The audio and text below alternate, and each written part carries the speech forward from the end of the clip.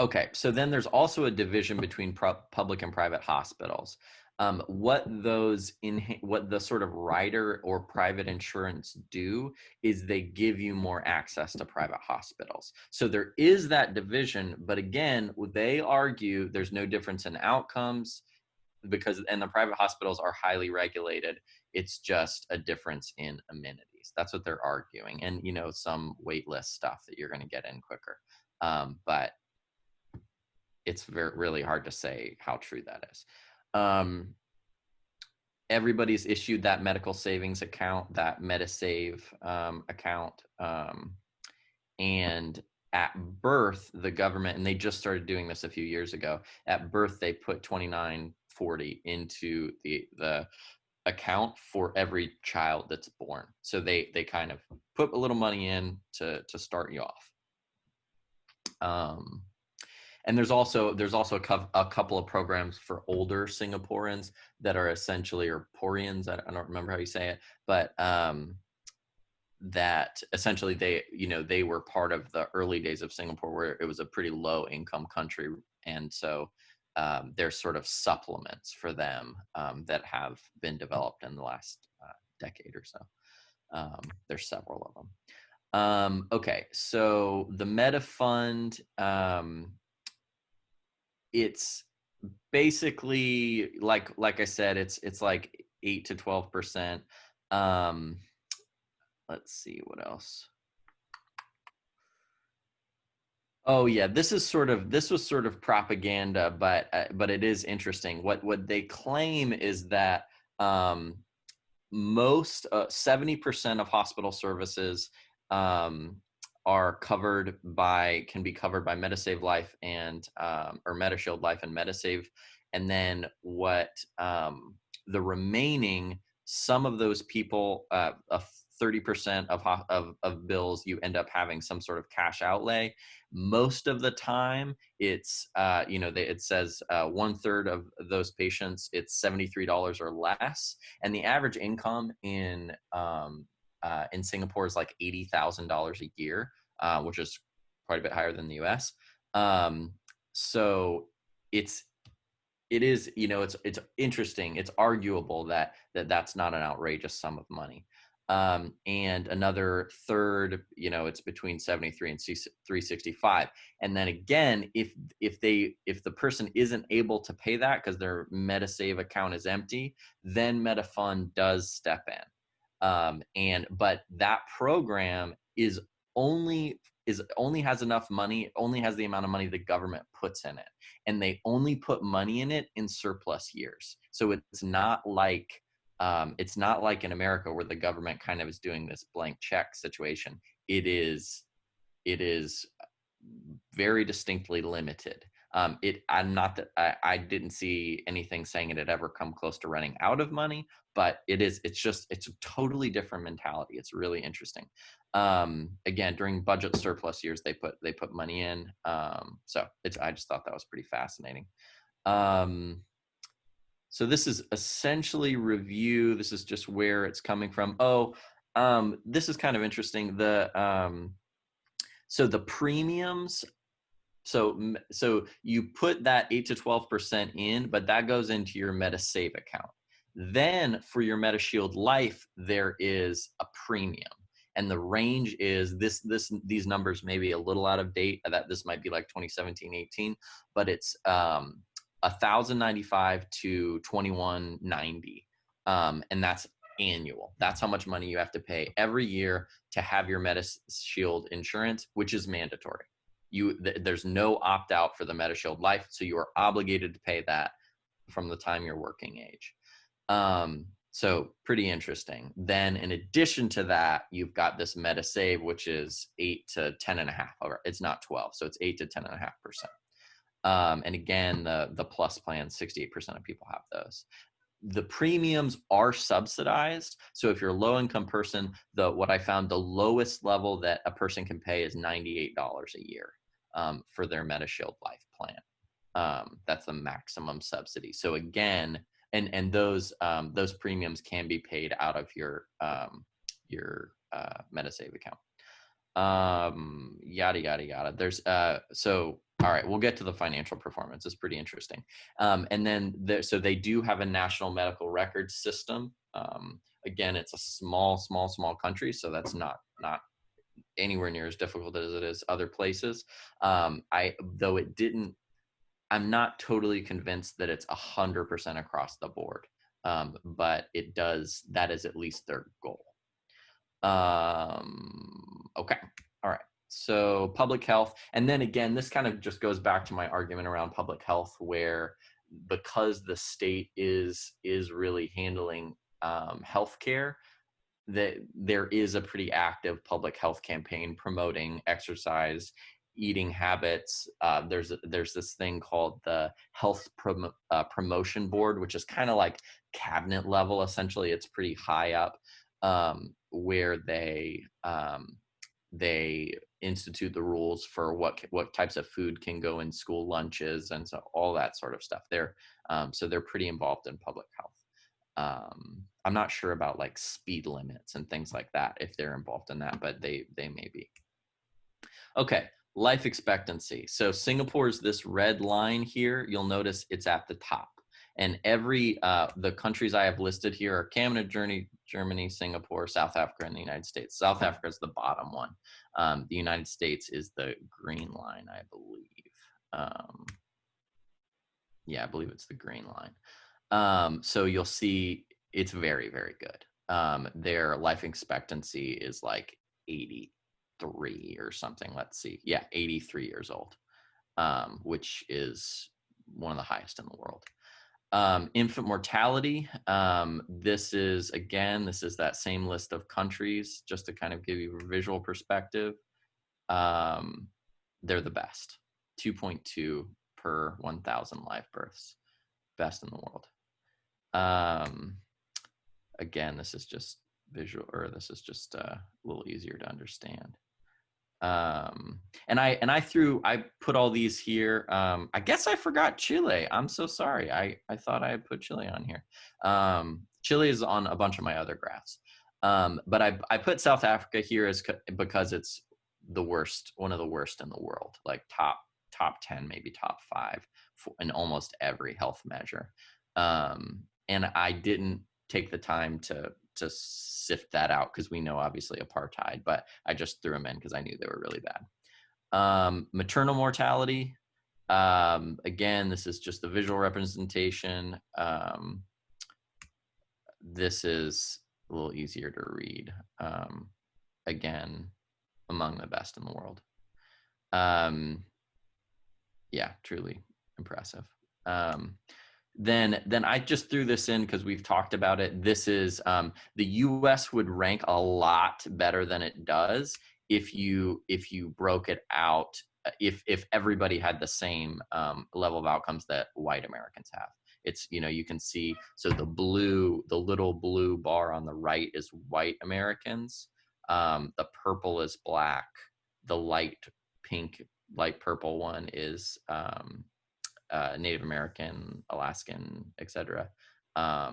So anyway, I just threw that in there because I wanted to make that clear.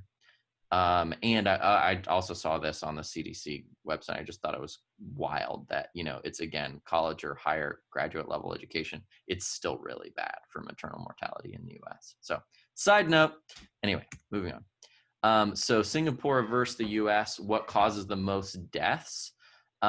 This is the Singapore chart. Pretty interesting. So you would expect a lot of this. Heart disease, lower respiratory tract infection.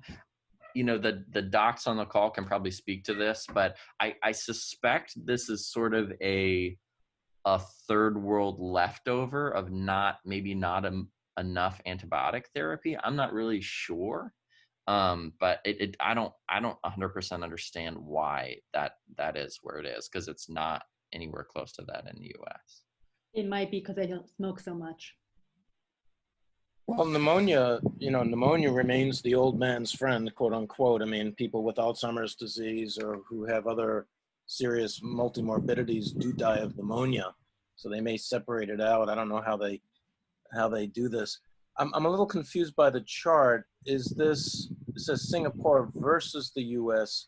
this is the Singapore chart. The next one right here is the United States. Oh, I So, see. I so see. I'll compare. So this I is just 2007 to 2017. We'll get to US. got it. Could it also have something to do with air quality? I have no idea about Singapore, but I mean, I know in a lot of parts of Asia, there's real bad issues with air pollution. So maybe that's a thing. Yeah, I honestly, I don't know. I just found that an interesting number. And they highlighted it on this. They turned it red. And I don't even know why they did that. Maybe because it's a kind of a weird. You know, it's interesting. If you look at COPD, it's pretty far down in ranking. Right. And I think a lot of patients who, now it could be also kids, but it sounds like that would be limited to the poor.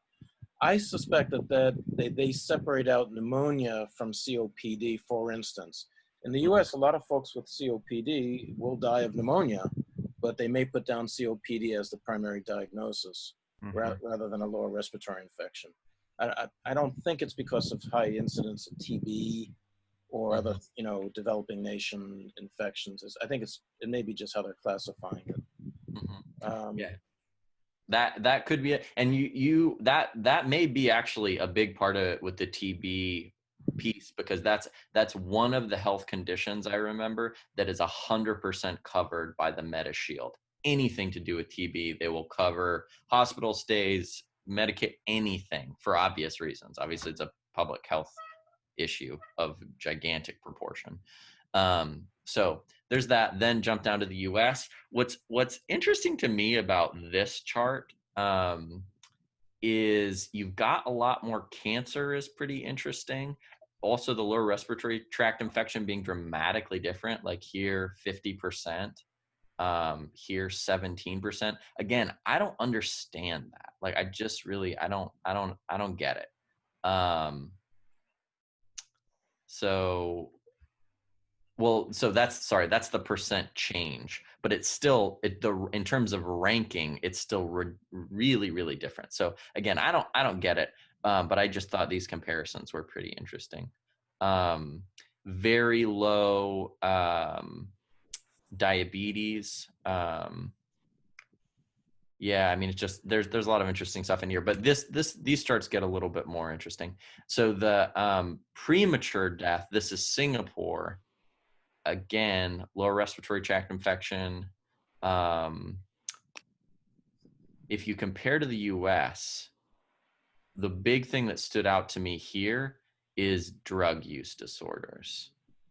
If you look 2007 to 2017, it's ranked number 3 now. It's not even on here for Singapore.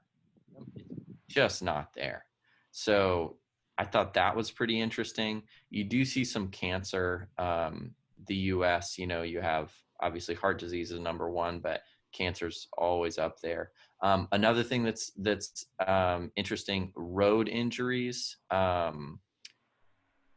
Both of them have dramatically reduced, which that's to be expected, but it's actually higher in the US. So anyway, there's a lot of curious data in here. I thought it was pretty interesting. I included disability as well. I just thought this was kind of curious. 1, 2, 3 hasn't changed for Singapore. Low back pain, headache, depressive disorders, falls, diabetes, neck disorders, etc. Pretty similar for the US, there's some differences, again, except for drug use disorders. That's on the list. It's not even on the list in Singapore. So that's pretty curious. Singapore also, not to interrupt you, No, go ahead. but they have some of the strictest drug laws in the entire world. Like, they will put you to death for very small amounts of things. So that could have to do with that. Absolutely. Yeah, which goes back to that kind of like the legal system. I mean, again, there's the cultural system is different. It's really, really different. And I just think it's wild how it comes through in their healthcare and their healthcare outcomes. So then here's another thing that that literally blew my mind. So healthcare spending by percentage of GDP, they are one of the lowest in the world, and their outcomes, you'll see as we go further, are fantastic, are absolutely off the charts good. And well, you've actually already seen most of them, but and again, this is me comparing. I still failed to put Chile on this, darn it. But anyway, so you know these numbers essentially. Per capita, of course, same thing. None of this will surprise you. But then this is just a little easier to look at. So out of pocket spending, check this out. As a percentage of total healthcare. See, now I remembered Chile. I'm sorry. But it's one of the highest, at least in this group. I'm not sure about the world, but it's very, very high. But again, that out-of-pocket spending a lot of that is coming from those MediSave accounts. So that's why this number looks so crazy high. If you take this and you go, so look, highest in the group, really, or close. If you look at it, just in total dollars, it still exceeds the U.S. But now we're getting closer. Kind of a picture that would make some sense. But then if we go to, I guess what I extrapolate from this is that out-of-pocket spending in the U.S. is really high, and it's not coming from a MediSave account. It's coming from actual people's pockets for the most part. So it's just a really different scenario. Whereas in Singapore, the reality is it looks really bad, but it's actually not. This money is actually coming out of people's, is being subsidized. And then I threw this in here because I always think this is fascinating. So Gini coefficient. So like South Africa, again, just like crazy. So the higher the number, the more unequal the country. South Africa, of course, crazy high. Chile's up there, but it's not that much higher than the US. And then, so the graph is from World Bank, and they don't have data for Singapore at this point. So I pulled it from the CIA World Fact Book. But if you compare US and Singapore, almost the same in terms of income distribution.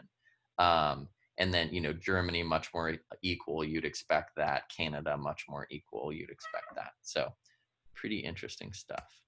And this is, I just threw this in because because it projected into the future. This is, today and projected 2050, that's per capita healthcare expenditure, expected expenditure, $5,600. This is US, 3 times as much by 2050.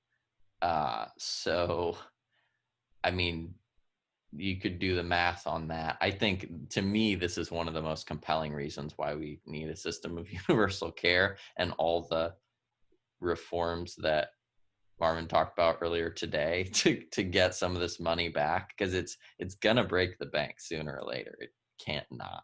So and this is also, I threw this in here because I also think this is fascinating. This is gross national savings. Again, this number, I believe, includes those MediSave accounts, but Singapore's number 4 in the world in terms of individual savings. Like, it's just crazy. The United States is 113th. And then, just for like a point of comparison, one of the rhetorically, I've heard this and you'll hear this over the years, France kind of touts that it's like a high savings country, and the whole thing about them, writing you checks for your co-pays and everything like that being part of the French system. They actually don't save that well. It's better than the US, but it's nothing compared to a lot of other countries. So anyway, I just think that's curious. And there's my citations. That's it.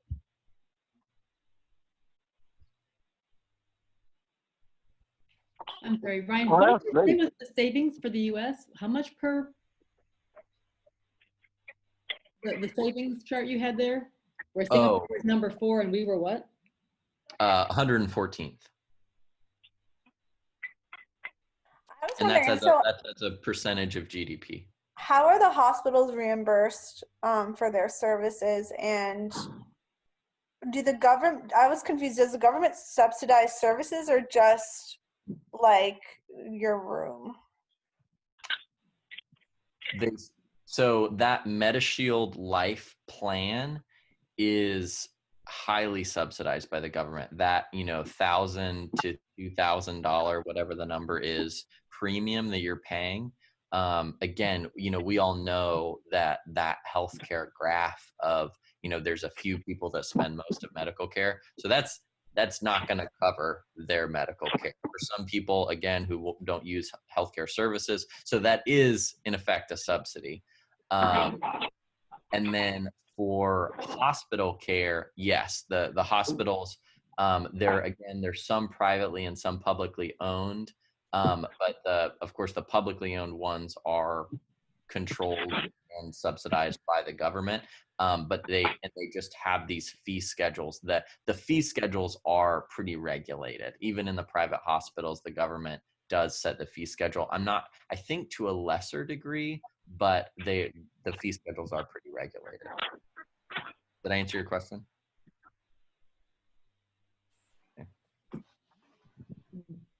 Hey Ryan, I enjoyed your presentation. I wanted to ask if I interpreted one of your first slides correctly, that there's like your coverage runs out at $79,000 in a year, meaning if you have an expensive year, you're just completely out of luck. Yeah, literally. Oh my God. Yeah. That's the upper limit of that MediShield life plan. It will not issue more money than that annually. So when you reach that limit, you have to dip into your MediSave account, which those accounts are large. I mean, it's 10%, around 10% of your income is going into those accounts every year. So it's not an insignificant, and again, the average income in Singapore is 80 grand a year. So, I mean, it's money. There's going to be money in that account. And then if you run out, the sort of stopgap is the whatever it's called, meta something, the third one, MediFund. MediFund. I didn't quite catch what MediFund was exactly. It's basically Like their Medicaid. MediFund is essentially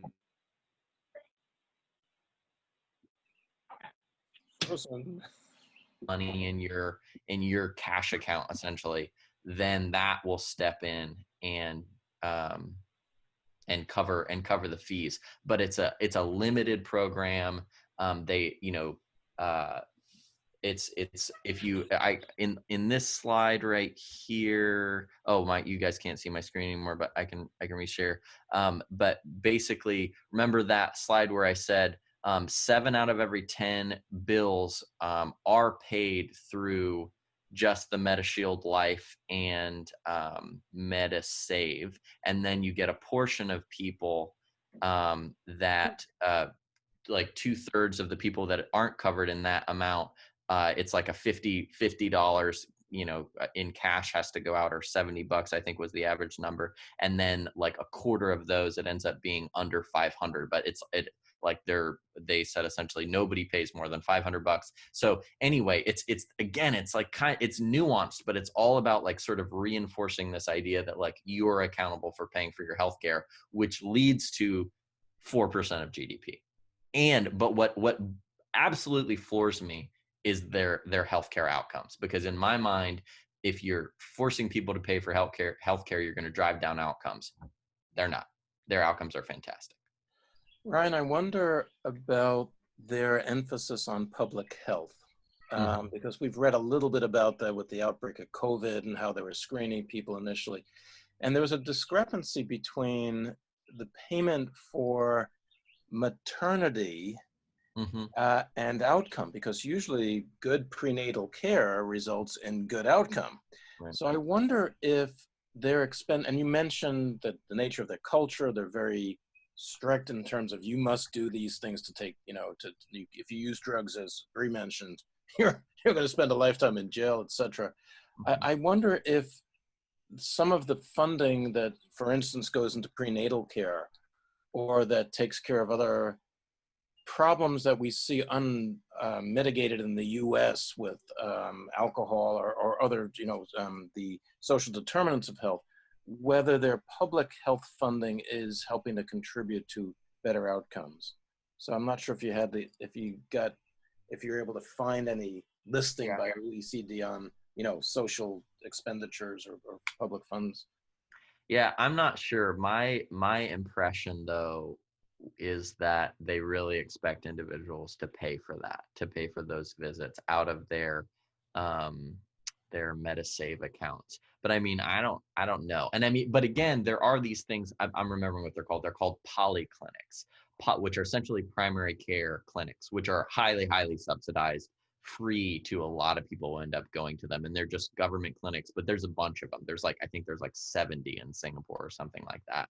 And if you go to one of those, I think most people will go pay nothing. So it's probably what's happening is a lot of that prenatal care is happening at those facilities, which could be seen as like a public health thing. So, So you may not know this, but at the end of a life, if a person actually was pretty healthy and didn't use up a lot of their money, does that Medicaid money go to the government or to their family estate, or what happens to a lot of that money? no idea. I do not know. That's fair. Yeah, that's a great question, but I have absolutely no idea. And I mean, Singapore is a new country, so I mean, this is probably somewhat in flux, but yeah, I don't have a clue. Or long-term care. May not be a lot left over. So you got a sense reading about Singapore that there's a lot of stratification by classes. There's a lot of foreign workers, a lot of folks who are poor, who are basically serving the upper classes. Is that an impression that you got? Yeah, I mean, but again, the Gini coefficient demonstrates that the income stratification is about the same as the US.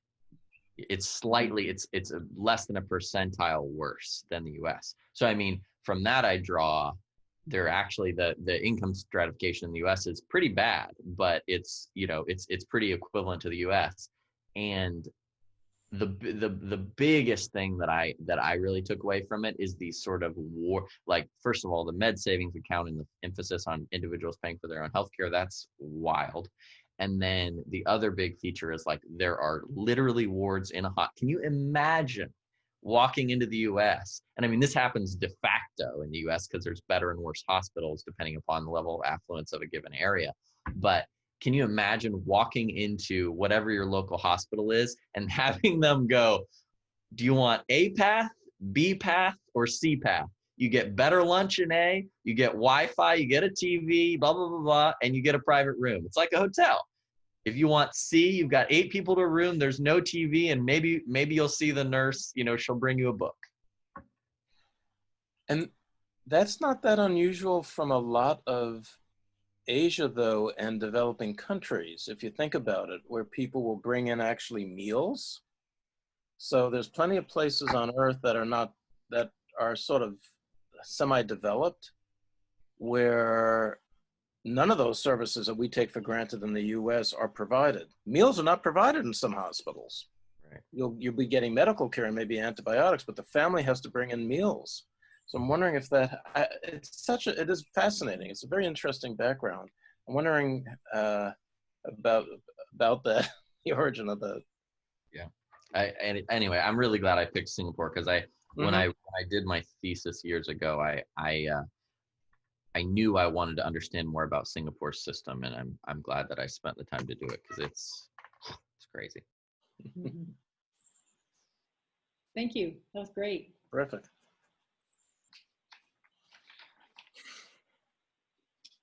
I can go. Unless you want to go, Ashwin. Yeah, if you don't mind. Can I go? Sure. Because I have another meeting at 2:30 that I may have to run out to, but it probably won't. We'll see. Is there another session that you're doing international health after this as well? Oh, you this is the last one.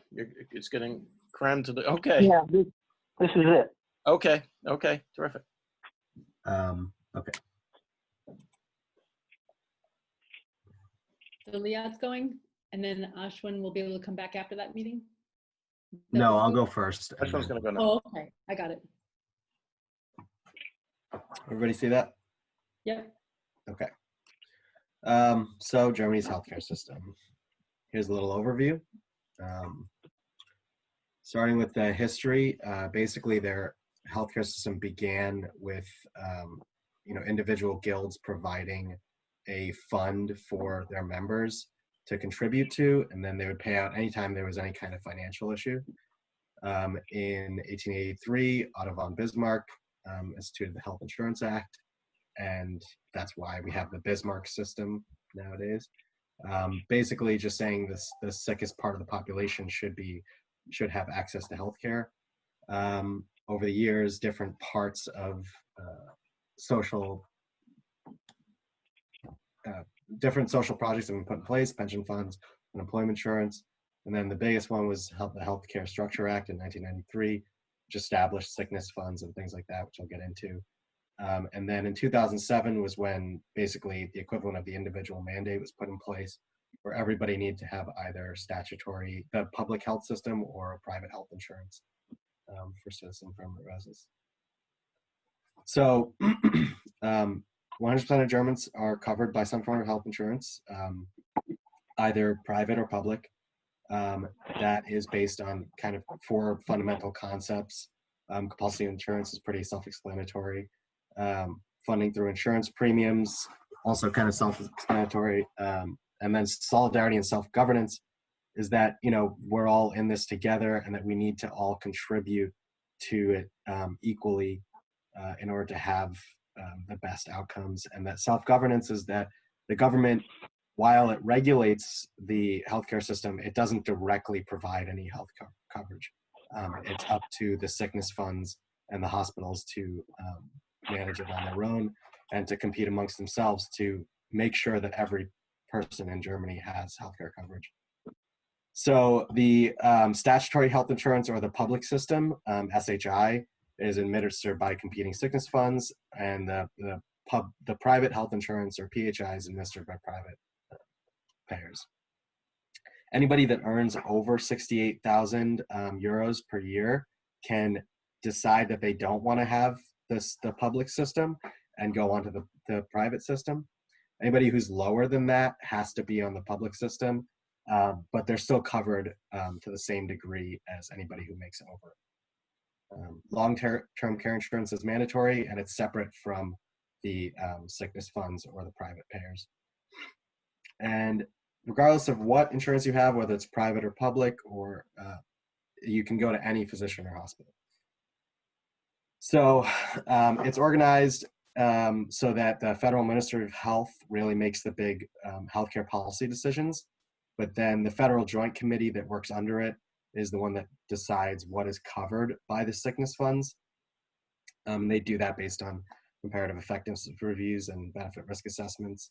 The representation on that committee is 5 people from the sickness fund, 5 providers from hospitals or physicians, and 3 that are unaffiliated, independent of the hospital system. And then there's 5 members that are not able to vote, but they can advise, that are supposed to serve as patient representatives. So there's a pretty good representation on the committee for all of the vested interests in providing and figuring out what should be covered under the public system. And then the ambulatory care fee schedules and the inpatient hospital fee schedule, or DRG, is determined by these 3 organizations separately from the Federal Joint Committee. And it's based on diagnosis related groups, which basically, if you have a certain amount of patients that have this diagnosis, you'll get paid this amount per year.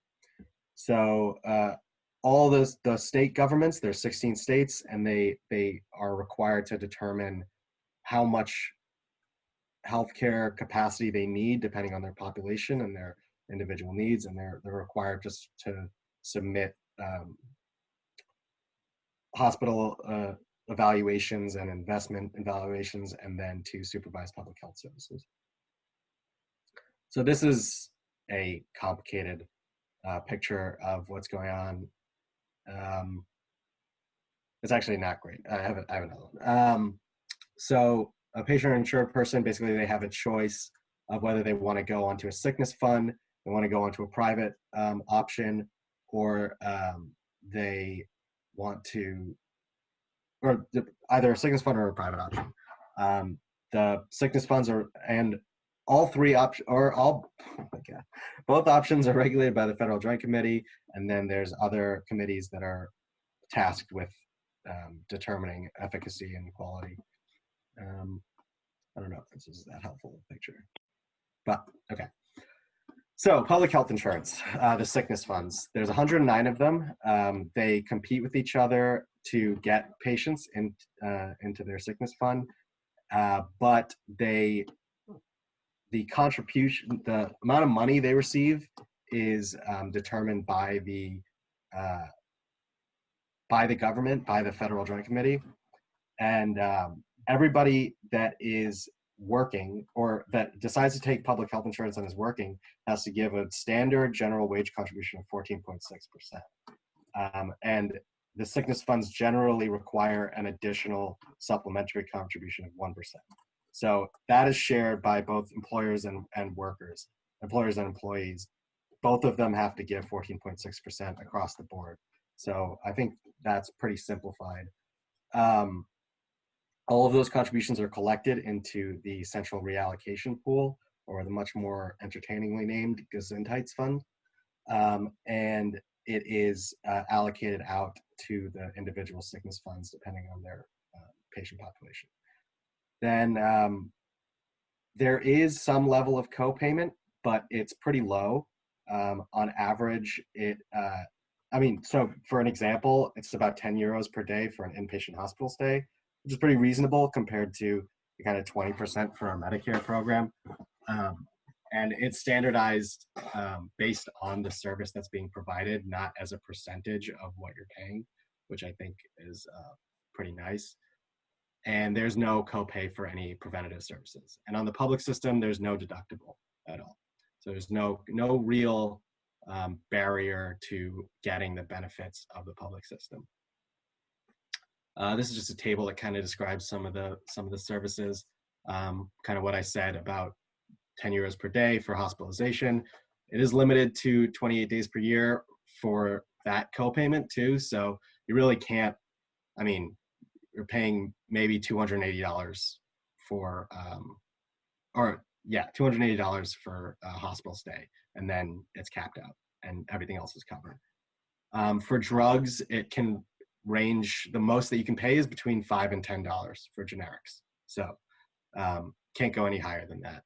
And then devices, same thing, 5 to 10 euros. So this is what's covered under the public health system. It's very broad. There's dental care covered in there, optometry, physical therapy, prescription drugs. This is called the Regelleistungen. And it's very comprehensive. There is some difference between, there's no difference between sickness funds. They all have to cover this basic level. But yeah, it's, from what I can tell, it's pretty great. Private health insurance, or the private Krankenversicherung, can't say that one, is the private health insurance option. If you're making over around 60,000, I think it was 68,000 per year, you have the option to get on one of these private health insurances. They can cover more than that basic package. If you want a private room, or if you want some like naturopathic remedies that are covered outside of this, or you want brand name drugs that aren't covered under the public plan, then you might be tempted to go with a private plan. About 11% of the population has private primary coverage, and 10% has private supplemental coverage to the public plan. So not a huge portion of the population. It is more common among younger people who have high-paying jobs, because they can get kind of a more tailored level of care to what they want. And then there's some degree of kind of trying to switch over to the public plan later in the system, but it's difficult. You're not allowed to change unless there's a premium increase, or if or if you're making a certain amount of money. So I did hear one person mention that avenue that people can sometimes take is that they will find someone who will give them a job for less than 500 euros a month, and then they'll do that for the requisite amount of time in order to qualify to switch over from private to public when they get older and the premiums increase. So, that's a problem, but it's not super common because 80+% of the population is on the public plan already. So to talk about how the physicians are set up, all medical or public medical education is free, and there's 35 public universities. Private medical education costs around $6,000 to $11,000 per semester, and physicians are paid on a fee-for-service system, and they are required to take any patient regardless of their insurance status. They're capitated at a certain number of services per quarter, and then past those services, if they put out more than those amount of services based on the amount of patients they have, they will be reimbursed at a much lower rate. There's about 4.3 practicing physicians per 1,000, and I'll talk more about kind of how the resources are spread out later, and I'll talk more about EHR later too. So the SHI, the Federal Joint Commission, establishes the fee schedule. Then the SHI pays the Regional Association of Physicians some amount based on how many physicians they have and how many patients they have in their area. And then the physicians, when they see a patient, will bill that association and then be reimbursed by them. So it's kind of there's different levels to how it's all set up, but administratively, it's not super complicated. They're able to, each region can kind of manage the way their physicians are paid out based on whatever they get from the Gesundheitsfund. Then anything exceeding that cap is reimbursed at a significantly reduced rate. So generally, PCPs are paid around $200,000 per year, and that accounts for all of the management costs of their practice if they're private. So that number can vary pretty greatly depending on where you work and what's happening, or what your overhead is in treating patients. And then psychotherapists are on the lowest end of the spectrum at $77,000, and radiologists are on the higher end of the spectrum at $367,000. It's all fee for service. There is some incentive for getting into certain programs like the disease management program, where you do quality care within a certain framework, and you'll get a little bonus. There's another program called the Regional Healthy Kinzigtal program, where they can get financial incentives for working with other physicians and other providers and creating systems where they're integrating care. Hospitals, half of the hospitals in Germany are public hospitals, a third are not-for-profit, and 17% are for-profit. They are paid based on the diagnosis-related group system from the Gesundheitsfund, so it's, that's relatively straightforward. One issue with Germany in general is that there's about 70% more hospital beds than the OECD average. And I think I'll talk a little bit about that in a second, about kind of the downfalls of the German system. But so long-term care insurance, that is mandatory now, and it is an additional cost on top of the 14.6% contribution they were already putting in for their other healthcare, the public healthcare system. But it's also cost shared, so whatever the employee puts in, the employer has to put in the same amount. So it's 3.3% of the gross salary and 0.25% for each additional child. There is, when you apply for so you pay into that, but then when you need to use it, you basically apply to this SHI medical review board, and that determines what level of care you should go to and how many benefits you receive. Let's see. Yeah, so the maximum amount of benefits you can receive is dependent on what level of care you're assigned to, based on your application.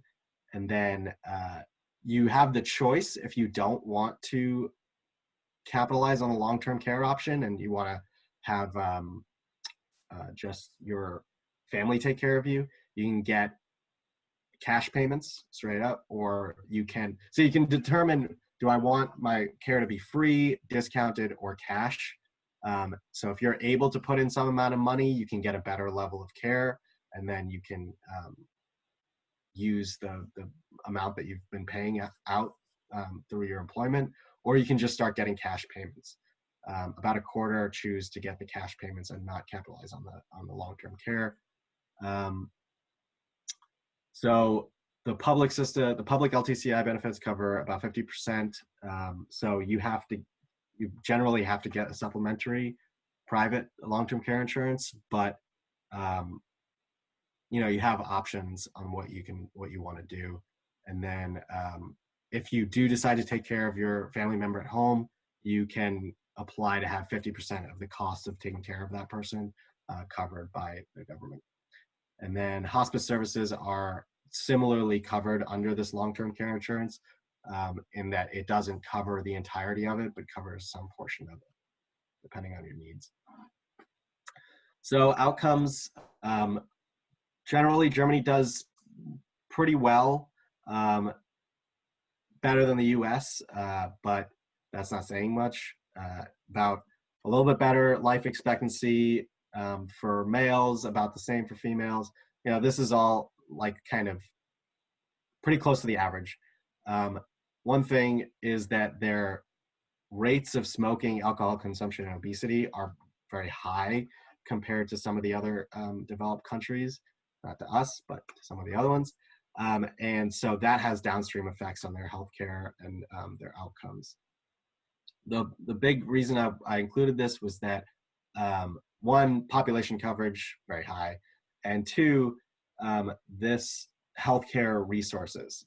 Across the board, it's much higher than what the OECD average is. Their healthcare expenditures, doctors per capita, nurses per capita, and beds per capita are well over what it should be, or what the average should be. Kind of breaking that down a little more, life expectancy is 80.7 years.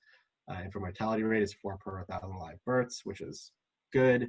And if you need an appointment, you can get a same day or next day appointment very reliably. It's actually at the top of the list in comparing these countries. And if you need after hours care, Germany ranks third in comparison to these other countries. Avoidable medical deaths, 85.5 per 100,000 versus 112 in the US. Not bad. Their disease outcomes, this is kind of what I was talking about. Ischemic heart disease, due to their smoking and alcohol and obesity rates, is still very high, and it's not getting much better over time. But some of their other outcomes are getting better slowly. Costs, healthcare spending accounts for 11.5% of the GDP, which is 3% lower than the US. About 74% of that public funding goes to the SHI. The other goes to long-term care insurance. And then health spending averages $5,551 per person, which is 40% higher than the OECD average. And I believe a lot of that has to do with how many healthcare resources they have compared to how many people they have. And then, as I mentioned earlier, the SHI contribution for each person is flat 14.6% for both employees and employers. So this is a comparison of their health expenditure compared to their amenable mortality. And I mean, there's the US up there, and there's Germany right in there with kind of everyone else. So definitely not bad, not nearly where the US is, but it could be doing better. A lot of these countries do have lower healthcare expenditure than Germany. So in terms of measurement, I won't belabor this too much. Basically, they do have a good amount of systems that are monitoring health quality, and there is a big push to trying to find out how much they really need to be utilizing and to consolidate into more cost-effective systems, but it's a slow process. Their EHR I thought was really interesting because they're doing a lot of things that are innovative. One thing is that they give everybody these medical chip cards. Anybody who's on the SHI, they get medical chip cards that have all of their information. And then you can also put clinical information on there as well. So if you walk into a hospital or a doctor's clinic, you just hand them the medical chip card and they have all your stuff, or whatever you want them to know, at least the basics. And then in 2015, they implemented this eHealth Act where, you know, everybody has to get on an EHR system, and there's incentives and sanctions if you don't, or you do. Then in 2016, there was the SHI incentives for integration, which I mentioned earlier. And in 2019, this is kind of cool. They basically, any patient that had 3 or more drugs, there's an individualized medication plan that they're given. It's included in your EMR, and it's mandatory.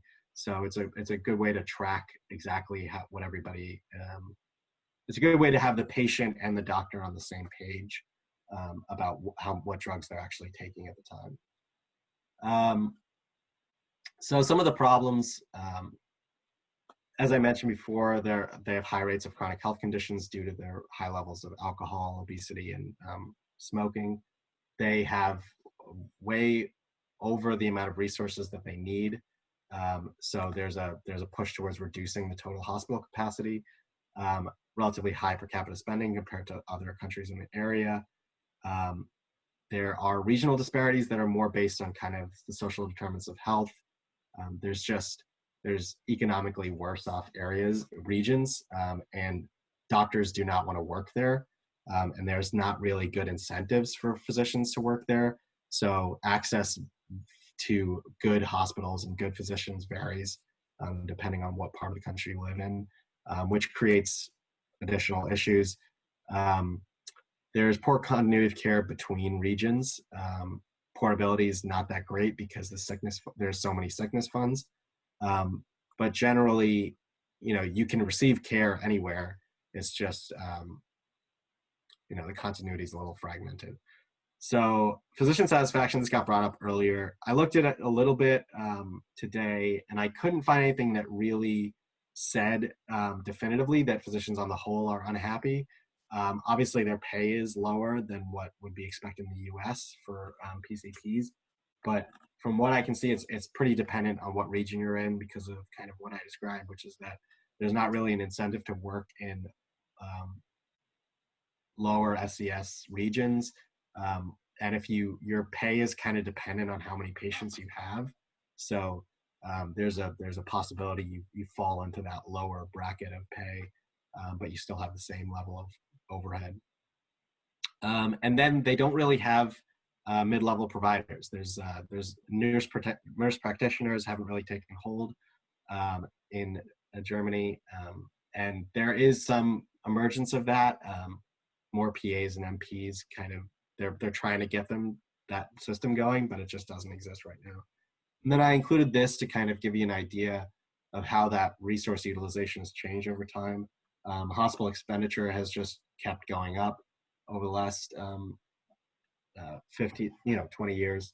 And the doctors per case has gone up really drastically, but the number of nurses has dropped. So, you know, that's a pretty big disparity. Kind of closing that gap will probably go a long way towards fixing the amount that they spend on their healthcare. And that's it.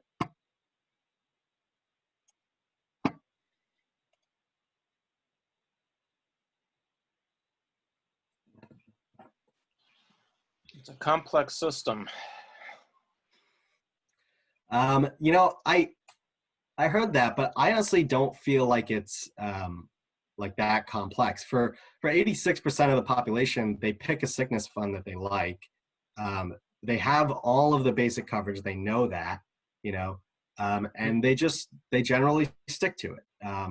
If you're a higher income earner and, you know, you want to go onto a private health insurance, things get complicated, kind of, you know, managing when you want to jump back and forth or who you want to go with. but generally speaking, everybody knows that they have a fundamental amount of care that they can get.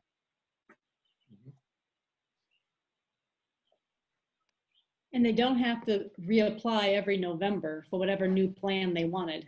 You know, they have the plan and it's not that complicated compared to what we have. And they don't really have to determine how much they pay.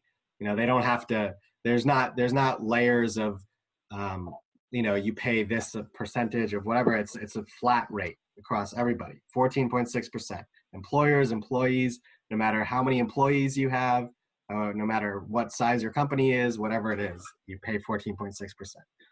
And that's shared. It's 7.5 for the worker, 7.5 for the employer. I think it's a total of 14 points. I'm pretty is sure. it? Yeah. Oh, okay. Yeah. Okay. So 7.5 out of your payroll. Okay. It's not 14.6. Ashwin, I didn't understand one thing. You can change sickness funds. I think you used the word compete, that they compete with each other. But if the benefit package is pretty standard and how much they charge is mandated, what's left to the competition? Are they trying to pick out healthy people? Like, what is? I know they have that big complicated risk adjustment system you talked about. Yeah, it's they mainly compete based on like ancillary coverage that they provide, and they're dental. Yeah, so I mean, so dental, some level of dental coverage is mandated. Some level of, I think it's also on consumer service, like customer service. yeah, right. When you call with a problem, how much do they help you? Do they provide case management? Do they make things hard for you when something's not going? You know, I think it's that kind of customer service they're competing on, and there's a lot of loyalty. And can you join a local gym where it's covered? No, I think that's part of it. And yeah, no, I think it's just other incentives like that to try and pull people in, and but it's relatively, you know, you just pick one and you run with it. From what I've the first time you have a job, like when you're 18 or after you finish college or whatever, or when do you choose this and then you're kind of stick with the same one generally for life? So you're not switching between sickness funds. There is a limit on how much you're allowed to switch between insurances, but choosing one initially, you are, I think there's basic ones for if you're making under a certain amount of money, and then when you're making over a certain amount of money, you get, from when you're making over 68,000, that's when you really get to choose which sickness fund you want to be on. I don't quote me on that though. I'm not entirely sure. Yeah, I'm assuming you stay on your parents until you're 18 or done being a student or something similar. I don't know. There was one article that laid out kind of the, hold on, let me see if I can get it. The only other question that I had on that was on that physician pay slide where you said, I think you said psychotherapists make 78,000. And I'm wondering, that's such an outrageously low number. I'm wondering if that isn't, if that's for psychotherapists though, not for psychiatrists, I assume, where a psychiatrist would make more like a PCP. I imagine. I don't know for sure, but yeah, the procedures are still pretty heavily incentivized under the fee-for-service model. So it's just So actually in America, psychiatrists get paid one thing if they're managing medications and a different thing if they're doing psychotherapy, and psychotherapy is actually quite poorly reimbursed, as I recall. Right, totally. But and in my mind it's like, I don't know the numbers, but I have to assume, because I mean you can practice psychotherapy with a master's degree. You don't have to go to medical school. So if I want to be, I mean, I could be a counselor or a psychotherapist. Like if that's what I wanted to do, then that's the way I do it. We did have that one guy speak who he does, he is a doc and he does psychotherapy and doesn't really write drugs. But I just can't imagine going through all the pain and suffering and expense and then only doing psychotherapy. Psychotherapy is very poorly reimbursed by Medicare and Medicaid, by the way, also. But yeah, those numbers must refer to a therapist rather than a psychiatrist.